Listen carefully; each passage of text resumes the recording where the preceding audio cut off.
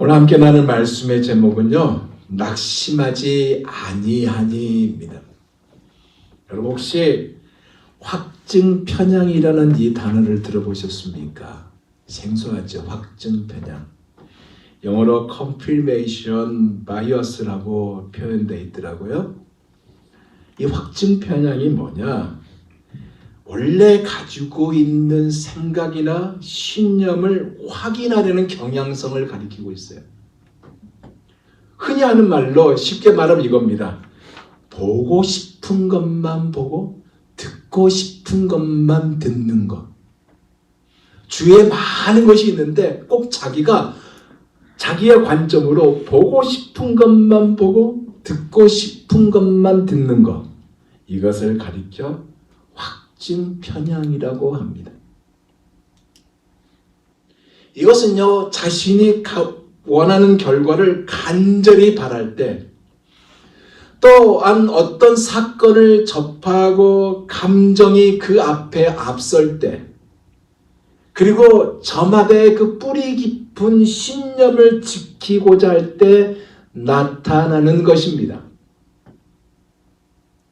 그래서 그 결과의 그 형태를 보면 자신의 그 믿음에 대해서 근거 없는 과신을 하게 되고요. 자신의 신념에 유용하다고 여겨지는 정보는 적극적으로 받아들이고요.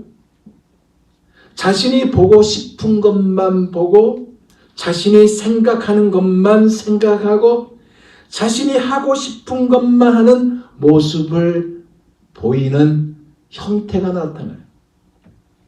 그러다 보니까 정작 가장 중요하게 관심을 가져야 할 일에 대해서는 낙관만 하니까 결국 때를 놓쳐버리고 귀중한 것을 잃어버리는 결과를 만들고 말아요.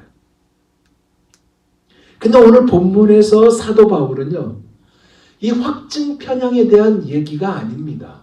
그가 말한 것은 즉 보이지 않는 것을 위해서 살라고 얘기하고 있습니다. 그러면서 오히려 그는 16절에 이런 고백을 하고 있어요. 그러므로 우리가 낙심하지 아니하노니 우리의 겉사람은 낡아지나 우리의 속사람은 날로 뭐라고요? 새로워지는도다. 이 고백을 하고 있는데 사실 이것은요, 그의 체험입니다. 자기의 체험한 그 이야기를 하고 있는 거예요. 그냥 무작정 던진 말이 아니에요. 그의 겉사람, 곧 육체는 점점 후패, 썩어 문드러져 가고 있는 중이었다 얘기입니다. 원인은 뭐냐? 현재 당하고 있는 고통과 고난이 있었기 때문에 복음을 전할 때마다 그 막히는 크고 작은 벽들이 있기 때문에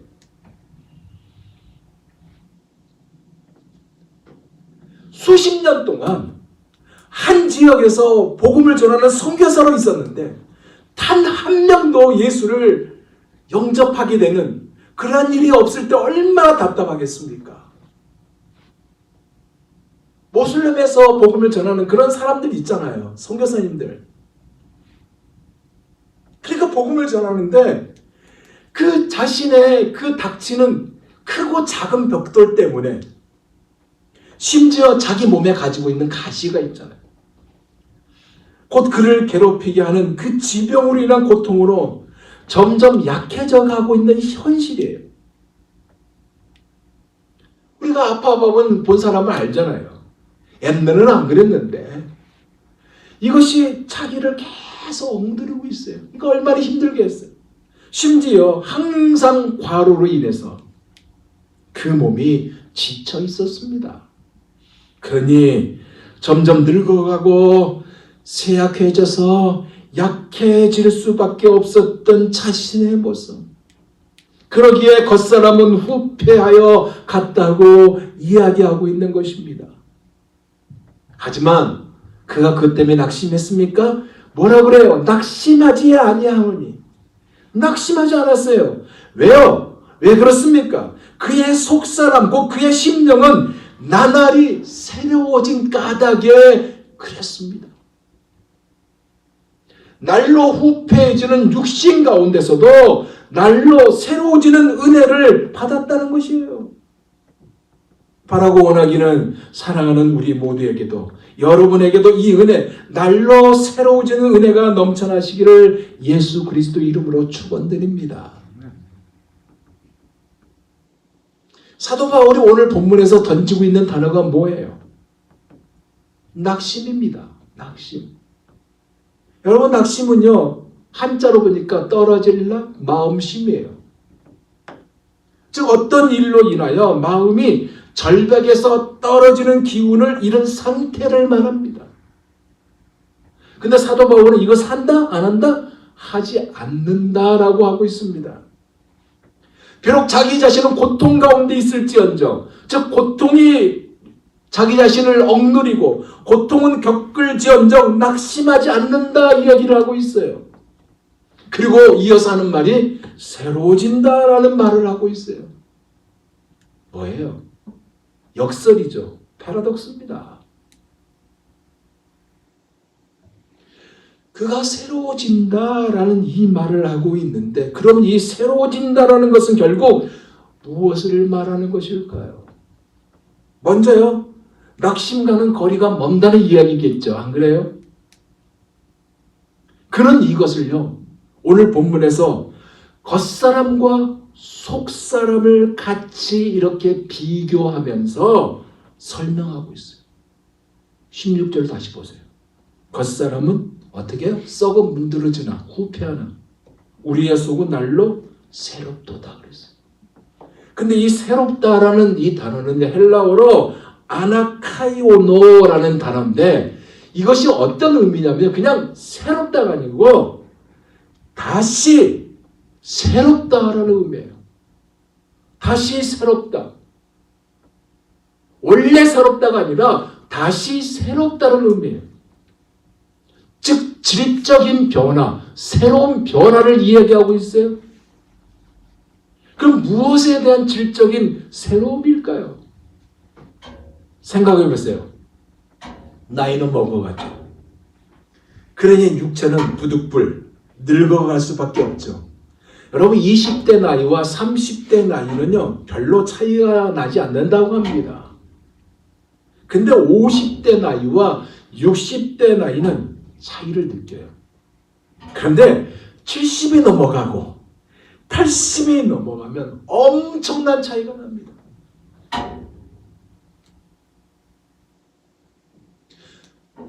70대 나이에 운전한 거하고요, 80대 나이 운전하고는 많은 차이가 나요. 70대의 그 모습과 80대가 되면요, 온몸에 삭신이 다 쑤신다고 얘기를 합니다. 비가 와도 뼈가 아프다고 얘기해요. 그래서 뼈가 아프기 시작하면 애야 빨래 걷어라, 그런 얘기를 어른들이 합니다. 안 그래요? 이것이 우리가 지금 경험하고 있는 현실이다 이 얘기입니다. 그래서 아무리 가꾸고 애써도 별돌이 없다고 해요. 나이가 많이 들어가면 지식의 평준화, 재산의 평준화, 건강의 평준화, 모든 평준화가 된다고 하는데, 의학적인 통계에 의하면 남자는 26세부터 여자는 24세부터 늙어간다라는 통계가 있습니다.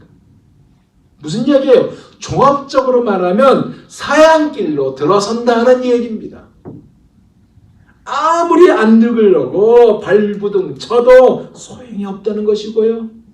겉사람은 후패하게 마련이고요, 낡아진다는 얘기입니다. 근데 사도 바울은 이 새로워진다라는 단어를 꺼냈어요. 바꿔 말하면 새로워질 수 있다라는 말이거든요. 강한 강조입니다. 사랑하는 여러분, 이 말은 굉장히 중요한 말입니다. 왜냐? 그 이유가 제가 중간에 이 이유를 설명할 수 있기 때문에 그렇습니다. 근데 그것도 뭐라고 그럽니까? day by day. 날로. 그럼 어떻게 day by day, 날로 새로워질 수 있을까요? 어떻게 질적으로 새로워지는 인생을 살 수 있을까요? 사도 바울은요, 오늘 본문에서 두 단어를 꺼내고 있거든요. 17절을 보세요. 우리가 잠시 받는 환난에 경한 것이 지극히 크고 영원한 영광에 중한 것을 우리에게 이루게 함이니 그랬어요. 자, 사도 바울이 꺼낸 두 단어가 뭐예요? 바로 영광과 환난이란 이 두 단어입니다. 그런데 뭐라고 그랬어요? 환난에 경한 것이 영광에 중한 것을 이룬다라는 역동적인 다이나믹한 의미를 제시했습니다. 무슨 말이냐? 영광은 중한 것이고 환난은 경한 것이라는 것, 즉 영광은 영원한 것이고 환난은 잠시 지나가는 것에 불과하다는 얘기예요. 이 세상에는 좋아도 잠깐이요, 슬퍼도 잠깐이고 빠르게 지나가지만 그러나 속사람은 새롭다는 것, 즉 속사람은 늙지 않는다는 얘기, 항상 청춘이고 날로 새로워지고 깨끗하다는 얘기입니다. 그러면 무엇 때문에? 무엇 때문에 이렇게 항상 청춘이고 항상 새로워지고 항상 깨끗할까요? 바로 이 이유 때문입니다. 뭐예요? 예수 믿고, 예수를 믿고 속사람이 중생하기 때문에 그렇습니다. 육은 썩을지언정, 육은 썩어 문드릴지언정 영은 예수님으로 인하여 날로 새로워진다는 것입니다. 그러니 잠깐의 일에만 관심이 약해지고 영원한 영광, 중한 영광, 영혼의 문제에 관심이 머물게 된다는 것. 즉 히브리서 12장 2절의 말씀 그대로 믿음의 주요 또 온전케 하시는 이인 예수를 바라보자. 저는 그 앞에 있는 즐거움을 위하여 십자가를 참사 우리에게 영원한 생명을 주시려고 십자가를 지셨어요. 그 십자가를 참으사 부끄러움을 개의치 아니하고 십자가에 달릴 때 여러분 우리가 성화를 보면 이 앞에 하얀 것이 뭐 간천이지만 예수님은 다 벗겨지셨어요. 부끄러움을 개의치 아니하시더니 하나님 부활하셔서 하나님 보좌 우편에 앉으십니다. 이것이 그 이유이고요. 주님이 산산보훈 때 말씀하셨잖아요. 마태복음 5장 3절과 10절. 이것이 이유이자 해답입니다. 뭐예요? 심령이 가난한 자는 복이 있나니 천국이 저희 것이며 의를 위하여 핍박을 받는 자는 복이 있나니 천국이 저희 것입니다. 왜 심령이 가난하고 의를 위해서 핍박을 받을까요? 바로 예수님 때문입니다. 예수님 때문에 약속되고 보증된 영광, 영원한 영광, 천국을 소유하게 되는 거고 바라보는 것이고 예수님 때문에 오늘도 새로워지며 살아간다 그 얘기입니다. 그래서 여러분 이것을 추구하는 자는요. 에베소서 4장 22절 말씀 그대로 너희는 유혹의 욕심을 따라 썩어져가는 구습을 쫓는 옛사람을 벗어버리고 오직 심령으로 새롭게 되어 하나님을 따라 의와 진리의 거룩함으로 지으심을 받은 새 사람을 입으라. 이것이 되는 겁니다. 그런데 말입니다, 여러분. 우리는 분명히 고린도후서 5장 17절의 말씀 그대로 그런즉 누구든지 그리스도 안에 있으면 새로운 피조물이라. 이전 것은 지나갔으니 보라 새 것이 되었도다라는 이 은혜를 누린 자가 바로 우리 아닙니까? 즉 새롭게 되는 이것을 우리가 마땅히 누리고 사는 것이 정상인데 이 속사람이 강건하는 은혜를 우리가 왜 못 누릴까요? 왜 이렇게 우리가 힘든 가운데 있을까요? 바로 죄와 낙심 때문입니다. 죄와 낙심 때문에 이것을 누리지 못하고 있어요. 바로 원하긴 우리의 속사람이 강건한 은혜가 가득하기를 예수 그리스도의 이름으로 축원드립니다. 여러분 파간인이라고 여러분 들어보셨나요? 파가니니. 들어보셨습니까? 이태리가 나온 천재적인 바이올리니스트예요. 그 어느 날 음악 애호가들이 있는 연주홀에서 연주를 하다가 줄 하나가 끊어졌습니다. 당황할 일이 생겨버렸죠. 그렇지만 그는 당황하지 않고 그 바이올린 줄이 4개잖아요. 그러니까 하나 끊어졌으니까 3개 줄을 가지고 연주를 합니다. 근데 연주를 막 하는데 또 하나 줄이 끊어져 버렸어요. 2줄만 남았네요. 근데 2줄로 연주를 하는데 마지막 한 줄만 남겨놓고 또 줄이 다 끊어져 버렸습니다. 그 상황에서 청중들이 웅성웅성합니다. 조그만 소리로. 한 사람이 이야기하면 안 들었을 텐데 여러 사람이 얘기니까 다 들릴 거 아니에요. 웅성합니다. 어떻게? 큰일 났다. 미안해하고 당혹한 표정을 지면서 서로 쳐다봅니다. 왜냐? 오늘 이 연주가 줄 하나밖에 안 남았으니까 이 연주가 파가니니에게 있어서 최고의 불행한 연주가 될 것이라고 생각했기 때문에 웅성웅성 소리를 냈습니다. 그 한 줄밖에 남지 않는 바이올린에서 그가 활을 딱 들고 있다가 활을 내려놨습니다. 연주를 멈췄어요. 그리고 청중을 바라봤습니다. 한참 동안 바라봤습니다. 청중은 조용했습니다. 그가 무슨 말 하기를 기다렸어요. 근데 아무 말도 하지 않았습니다. 그리고 나서 그 남은 한 줄을 가지고 완벽한 음악을 만들어냅니다. 그 한 줄이 어떤 한 줄인지 아세요? 바이올린에서 가장 낮은 G선입니다. G선. 그래서 그가 연주한 그것이 뭐냐? G선상의 아리아. 사도 바울이요, 오늘 본문에서 말하고 있는 핵심이 바로 이겁니다. 너희 인생 어느 때 아무 한목이야. 너 인생의 어느 때에, 우리 인생의 어느 때에 내가 그토록 의지했던 줄이 끊어져 나갈 때가 있다. 그것이 물질의 줄일 수도 있고, 그것이 너의 명예의 줄일 수 있고, 그것이 너의 건강의 줄일 수도 있고, 그것이 너의 가정의 줄일 수 있고, 그것이 너의 사랑의 줄일 수 있고, 그것이 너의 자녀의 줄일 수 있다. 하지만 낙심하지 말라. 낙심하지 말라. 왜냐?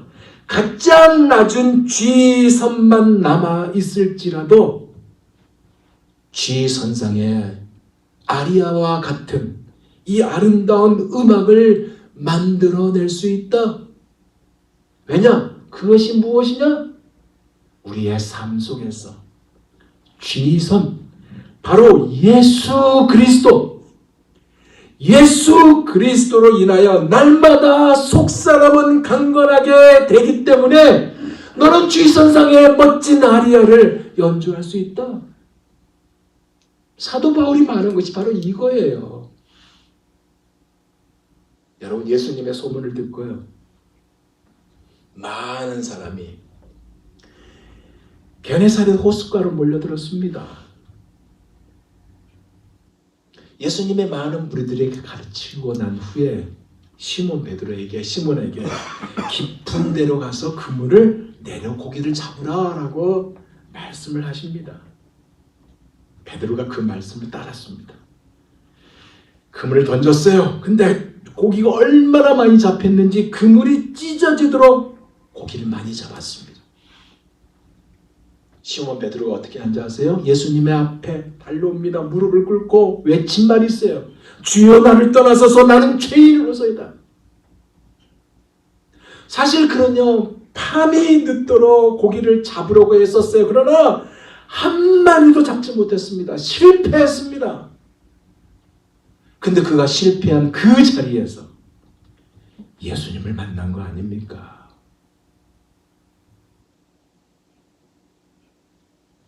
여러분, 누구나요, 다 성공하기를 원합니다. 그러나 성공은요, 예수님을 만난 그 자리에서부터 시작됩니다. 예수님을 만나면 새로운 인생을 시작할 수 있다는 얘기예요. 왜냐? 실패 가운데 놀라운 주님의 섭리가 함께 하기 때문에 그렇습니다. 이 새로워진 은혜는요, 또한 그리스도 안에서 새로운 피조물이 됨으로 시작이 됩니다. 그런 자는 이사야 40장 31절 말씀 그대로 오직 여호와를 앙망하는 자는 새 힘을 얻으리니 이것이 되고요, 독수리에 올라감 같을 것이요 다른 박질에도 곤빛이 아니하겠고 걸어가도 피곤치 아니하리로다. 이 자리가 되는 겁니다. 주님은요, 일찍이 사마리아의 그 수가라는 동네에 있는 야곱의 우물가에서 마침 물을 길러 온 사마리아의 한 여인에게 다음 같은 의미심장의 말씀을 던집니다. 이 물을 먹는 자마다 다시 목마르느니와 내가 주는 물을 먹는 자는 영원히 목마르지 아니하리라. 나의 주는 물은 그 속에서 영생하도록 솟아나는 샘물이 되리라. 무슨 얘기예요? 우리가 예수님의 이 물을 마시면 속사람이 강건하게 된다는 얘기입니다. 여러분, 이 세상은 어떤 곳이에요? 메마른 광야 같은 사막 같은 곳 아닙니까? 그래서 이 세상에 사는 모든 사람들이, 이곳을 지나가는 모든 인간들은 다 피곤하고 쇠약할 수밖에, 후퇴할 수밖에 없는 상황입니다. 당연해요.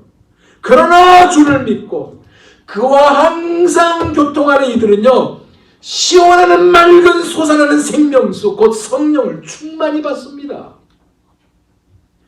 즉 아무리 피곤한 인생 행로를 걸어간다 해도 그 심령은 날로 새롭게 된다, 그 말씀이에요.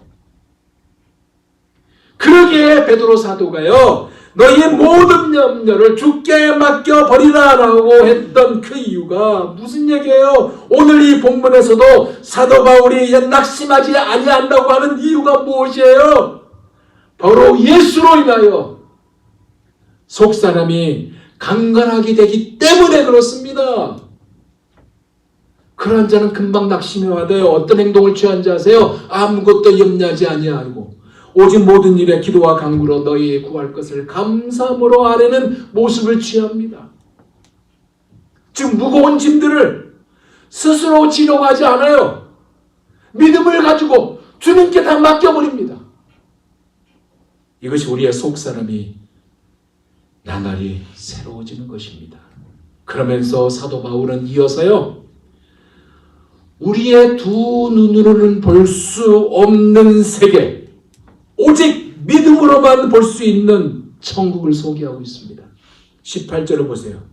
우리의 돌아보는 뭐예요? 주목하는 것은 보이는 것이 아니요 보이지 않는 것이니 보이는 것은 잠깐이요 보이지 않는 것은 영원함이니라. 여기 주목되는 단어가 뭐예요? 주목하는, 바꿔 말하면 시선을 고정하다, 목적을 가지고 이 목적을 갖고서 주목하다라는 단어예요. 이것은요, 지속해서 한 곳에 시선을 고정하며 살아가는 것을 뜻합니다. 그것이 뭐예요, 여러분? 아까 말했잖아요. 예수 그리스도를 온전히 바라보는 것. 이것입니다. 그랬을 때 날마다 새롭게 성장하고 속사람이 강건해지는 것입니다. 이것은요, 그냥 되는 것이 아니에요. 하나님께서 주신 말씀을, 그 약속을 철저하게 신뢰하는 그 자리에 서게 돼요. 믿음을 더 귀하게 여긴다는 얘기입니다. 그렇기에 사도 바울은 자신이 경험하고 있는 그 고난과 고통 속에서도 하나님을 의지하고 기도하였고 인내하는 법을 배웠다라고 이야기하고 있습니다. 사랑하는 여러분, 그러면 사도 바울은 하나의 특별한 사람일까요? 스페셜한 맨일까요? 진짜 아이언맨일까요? 아니거든. 우리가 똑같은 사람입니다. 여러분, 이 세상을 살아가면서 고통 없는 사람 있을까요? 고난을 안 당한 사람 있을까요? 없어요. 고통받는 사람들, 고난받는 사람들, 낙심하는 사람들 너무나 수두룩합니다. 우리 주위를 돌아보세요. 특별히 양로원에 가보세요. 더 심각합니다, 여러분. 근데 중요한 것이 뭔지 아세요? 모든 고난과 고통에는 끝이 있다는 것입니다. 즉 영원히 계속되는 시험은 존재하지 않는다는 얘기입니다. 그래서 17절 이렇게 말하고 있어요. 다시 한번 보세요. 17절에 말한 것이 뭐냐고. 우리가 잠시 받는 환난에 경한 것이 지극히 크고 영원한 영광에 중한 것을 우리에게 이루게 함이니. 이제 우리가 어떻게 해야 할까요? 우리가 우리 두 눈에 보이는 것에만 너무 집중하지 말고요. 장차 복음으로 얻게 될 영원한 하나님의 나라의 영광을 바라보기를 원합니다. 사람의 눈으로 볼 수 없는 하나님의 나라를 소망하기를 원합니다. 왜냐? 그 나라만이 영원하기 때문에 그렇습니다. 아멘. 이제 말씀을 마무리할게요. 속사람의 강건함의 원동력은 누구라고요? 예수 그리스도. 우리 주님입니다. 이것을 모르는 자는요, 영혼을 모르는 자가 돼요. 영혼을 모르는 자는요, 현재도 모릅니다. 속을 잃어버린 자는요, 것 역시 모두 다 썩어버리고 맙니다. 생명을 모르는 자는요, 물질로 말미암는 축복도 모르게 됩니다. 영원한 것을 잃어버린다. 현재적인 것도 잃어버리게 됩니다. 그러나 영혼을 위해서 사는 자는 현재를 얻을 수 있습니다. 즉 생명을 바로 찾고 사는 사람은 현재의 즐거움도 함께 누릴 수 있다는 말입니다. 겉사람 당연히 후패해요. 후패할 수밖에 없어요. 왜냐? 나이를 먹으면서 늙어가기 때문에 그렇습니다. 그러나 속은 날로 새롭게 한다는 것, 그 이유가 무엇입니까? 예수 그리스도 우리 주님이 함께하기 때문에 그렇습니다. 아멘. 그래서 사도 바울은요, 로마서 8장 18절 이렇게 선언하고 선포하고 있어요. 현재의 고난은 장차 우리에게 나타날 영광과 좋게 비교할 수 없도다. 생각해 보세요. 여러분 생각해보세요. 여러분 앞에, 내 앞에 영광이 똑바로 보이고 있는데, 우리의 눈앞에 영광이 보이고 있는데, 지금 당하고 있는 환난, 지금 당하고 있는 고통, 무슨 문제가 되겠습니까? 안 그래요? 오늘 본문의 핵심이 이겁니다. 그러기에 오늘은 우리는 골로새서 1장 1절에서 3절 말씀대로 살아야 돼요. 그 말씀이 이 말씀입니다. 그러므로 너희가 그리스도와 함께 다시 살리심을 받았으면 위의 것을 찾으라. 거기는 그리스도께서 하나님 우편에 앉아 계시느니라. 위의 것을 생각하고 땅의 것을 생각하지 말라. 이는 너희가 죽었고 너희 생명이 그리스도와 함께 하나님 안에 감추어졌습니다. 이것이 되기를 원합니다. 위의 것을 찾으라가 뭐예요? 내 마음을 위, 즉 하늘에 고정하고 하나님께 고정하고 살아라, 그 얘기입니다. 비록 너희 몸은 땅에 있어도 내 마음은 하늘에 두고 예수 그리스도께 초점을 맞추고 살아라. 그랬을 때 비록 너의 몸은 후패하게 되나 날마다 day by day 속사람은 강건하게 될 것이다, 이 말씀입니다. 그러기에 낙심할 수가 없습니다. 낭망하지 않습니다. 왜요? 주님이 계시기 때문에. 이번 한 주간도 이 은혜 가운데 충만할 수 있는 사랑하는 여러분 모두가 다 되시기를 예수 그리스도 이름으로 축원드립니다. 기도하겠습니다.